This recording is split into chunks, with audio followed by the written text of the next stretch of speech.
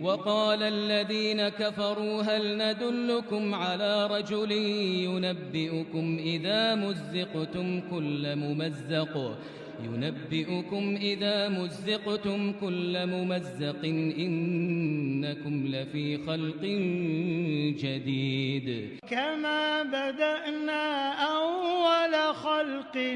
نعيده وعدا علينا إنا كنا فاعلين أما من أوتي كتابه بشماله فيقول يا ليتني لم أوت كتابيه